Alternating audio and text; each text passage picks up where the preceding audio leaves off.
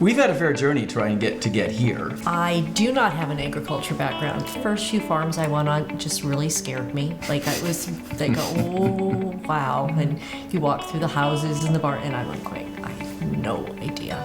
It was a very large learning curve, but it becomes a lifestyle.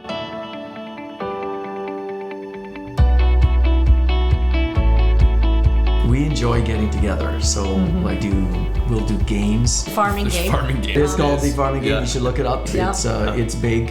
Lexi usually wins. I have no idea how that. But she wins the farming game, and she's the one least involved. Once I got into vet school, I did have this thought that I would do mixed animal. No one in my 4 years there was really interested in poultry. So at first they're like, really? Like, that's a job? Lexi, she is a registered massage therapist. Noah, our youngest, he is at University of Saskatchewan on a basketball scholarship.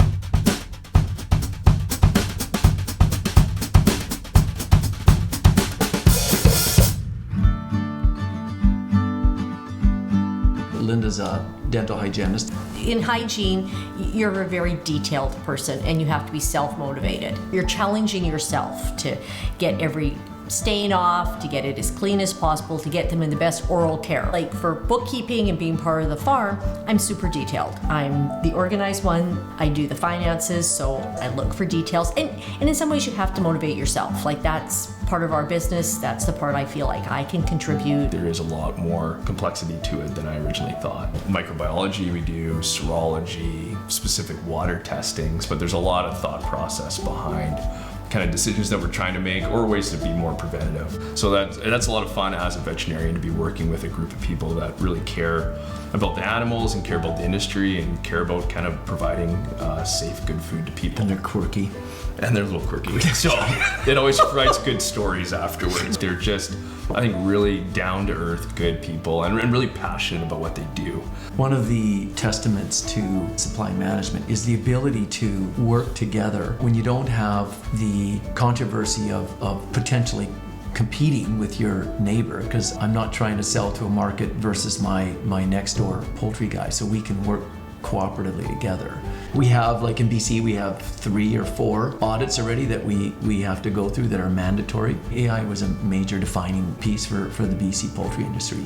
You had people that stepped up and that did very significant, courageous things and made things happen. Animal care has become, I think, such a focal point, so hats off to CFC for leading and I think implementing some of those programs. And because of supply management, you can implement these programs almost immediately with full assurance that there is compliance in how it's being done and dealt with. You do get to where you start working with employees and with other families. Abe is sort of the production management guy, so he does that. Marlene is still the go-to person on the management of the broilers. So one of the things that we're doing now is helping to develop those management people like Abe and Marlene to be able to make our production and our farms better.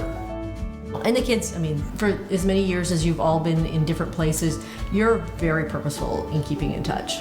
I think the farm kind of is where that really gets started, because you learn to work together and laugh together, and you kind of have to cover each other's back on the farm if someone wanted to go do something, like to help them out on chores. So I think that is really kind of where we kind of became a really close knit sibling and family, was kind of from that working together.